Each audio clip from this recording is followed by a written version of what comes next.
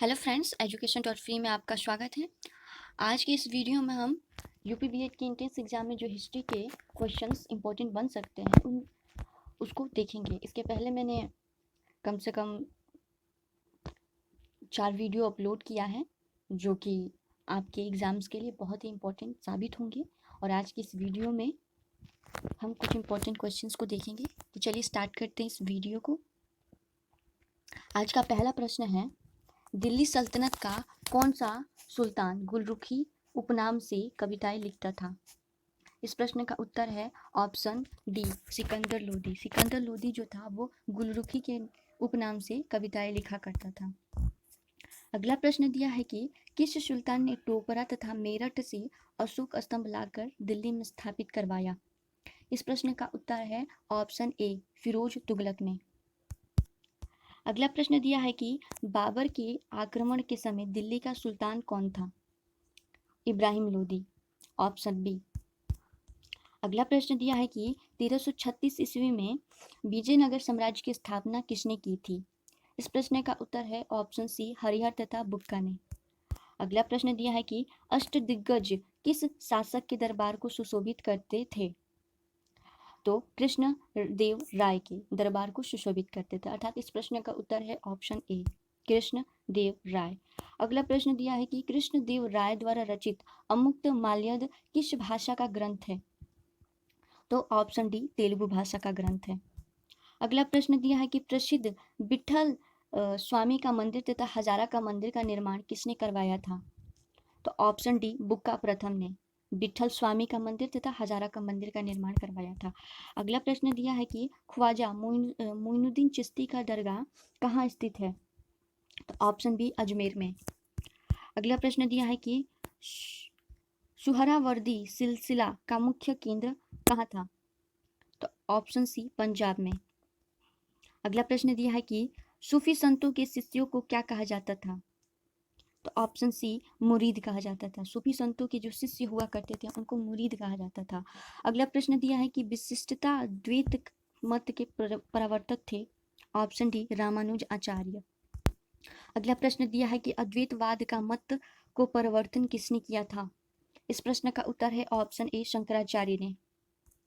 अगला प्रश्न दिया है कि उत्तर भारत में भक्ति आंदोलन के विस्तार का श्रेय किसे जाता है? तो ऑप्शन डी, रामानंद को। उत्तर भारत में भक्ति आंदोलन के विस्तार का श्रेय रामानंद को जाता है। अगला प्रश्न दिया है कि निम्नलिखित में से किस संत का संबंध जुलाहा जाति से था? इस प्रश्न का उत्तर है ऑप्शन ए, कबीर का। कबीर का जो संबंध था वो जुलाहा जाति से था। अगला प्रश्न दिया है कि दोहावली, कवितावली, विनय पत्रिका जैसी भक्ति रचनाएं किस भक्ति संत की थी? इस प्रश्न का उत्तर है ऑप्शन बी, तुलसीदास। अगला प्रश्न दिया है कि महात्मा गांधी के प्रिय भजन वैष्णव जन ते तेहे कहिए के रचयिता कौन थे? इस प्रश्न का उत्तर है ऑप्शन डी, नरसिंह मेहता। अगला प्रश्न है कि सखी एवं संबद्ध रचनाएं किस संत की है? इस प्रश्न का उत्तर है ऑप्शन ए, कबीर का। अगला प्रश्न दिया है कि पानीपत का प्रथम युद्ध 1526 ईस्वी में किनके मध्य हुआ था? इस प्रश्न का उत्तर है ऑप्शन ए, बाबर और इब्राहिम लोदी के मध्य हुआ था। अगला प्रश्न दिया है कि भारत में मुगल वंश का संस्थापक था? Option C, Babur. अगला प्रश्न दिया है कि भारत में मुगल वंश का संस्थापक कौन था? Option C, Babur. अगला प्रश्न दिया है कि किस शासक की मृत्यु पुस्तकालय की सीढ़ियों से गिरने के कारण हुई थी? किस शासक की मृत्यु पुस्तकालय की सीढ़ियों से गिरने के कारण हुई थी? इस प्रश्न का उत्तर है ऑप्शन बी, हुमायूं। हुमायूं की मृत्यु जो थी वो पुस्तकालय की सीढ़ियों से गिरने के कारण हो गई थी। अगला प्रश्न दिया है कि शेरशाह का प्रारंभिक नाम क्या था?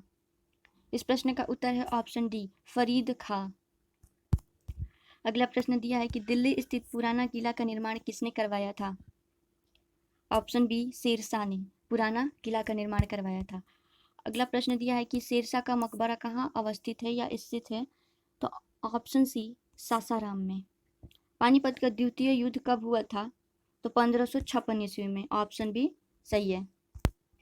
अगला प्रश्न दिया है कि प्रसिद्ध हल्दी घाटी का युद्ध जो कि 1576 ईस्वी में हुआ था वो किन के मध्य लड़ा गया था?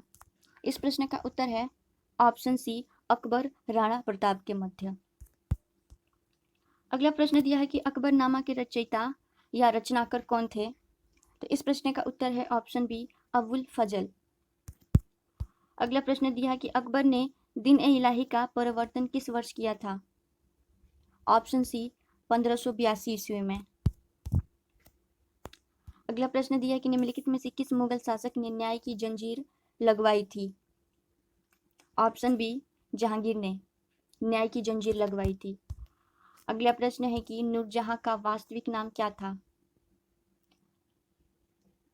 Option A, Mehrunisa. मेहरुनिसा नूरजहां का वास्तविक नाम था। अगला प्रश्न दिया है कि किस मुगल शासक के शासनकाल में चित्रकला का सर्वाधिक विकास हुआ था?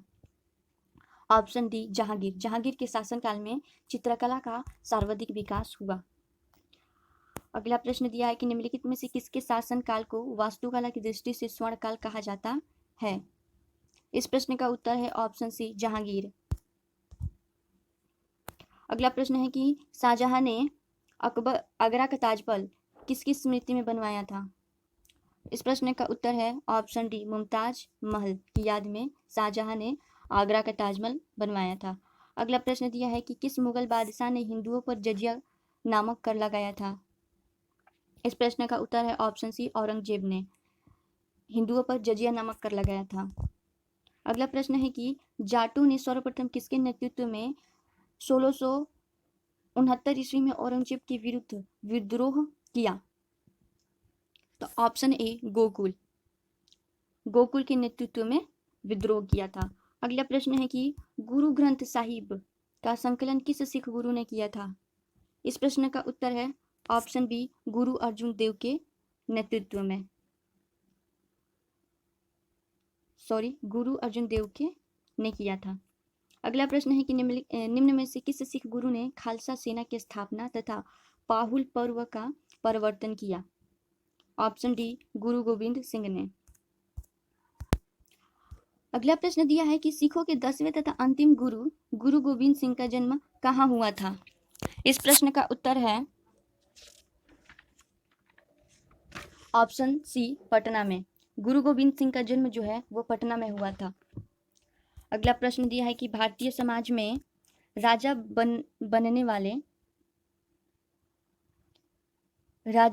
बनाने वाले के नाम से प्रसिद्ध सैयद बंधु कौन कौन थे? तो इस प्रश्न का उत्तर है ऑप्शन ए, अब्दुल्ला खां एवं हुसैन अली राजा बनाने वाले के नाम से प्रसिद्ध थे। अगला प्रश्न दिया है कि किस मुगल शासक ने ईस्ट इंडिया कंपनी को बंगाल में व्यापार करने का विशेष अधिकार प्रदान किया? ऑप्शन बी, फारूक सियार ने। फारूक सियर ने ईस्ट इंडिया कंपनी को बंगाल में व्यापार करने का विशेष अधिकार प्रदान किया। अगला प्रश्न दिया है कि नादिर शाह ने 1739 ईस्वी में किस मुगल बादशाह के कार्यकाल में दिल्ली पर आक्रमण किया था? तो ऑप्शन डी, मुहम्मद शाह।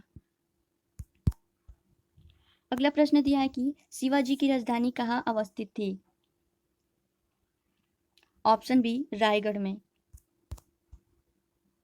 अगला प्रश्न दिया है कि किस शासक की मंत्रिपरिषद को अष्टप्रधान की संज्ञा दी गई थी? Option A, Shivaji. शिवाजी के मंत्रिपरिषद को अष्टप्रधान की संज्ञा प्रदान की गई थी। अगला प्रश्न दिया है कि मराठा प्रशासन में चौथ एवं सरदेशमुखी क्या था? ऑप्शन सी, एक प्रकार का कर था। चौथ और सरदेशमुखी जो था वो एक प्रकार का कर था जो लोगों से वसूला जाता था। अगला प्रश्न दिया है कि निम्न में से किस शासक ने स्वतंत्रता का वृक्ष लगाया तथा फ्रांस के जेकोबिन क्लब का सदस्य बना? इस प्रश्न का उत्तर है ऑप्शन बी, टीपू सुल्तान। अगला प्रश्न दिया है कि हैदराबाद राज्य का संस्थापक कौन था? ऑप्शन ए, चिनकिलिच खां। अगला प्रश्न दिया है कि जयपुर नगर की स्थापना किसने की थी? ऑप्शन डी, सवाई जयसिंह ने।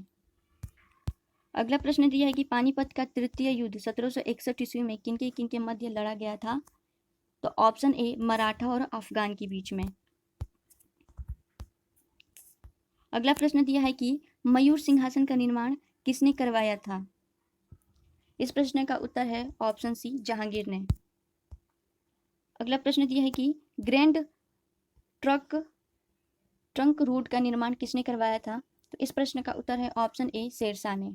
और आज का अंतिम प्रश्न है कि आईने आईने अकबरी का रचयिता कौन है? तो इस प्रश्न का उत्तर है ऑप्शन बी अबुल फजल।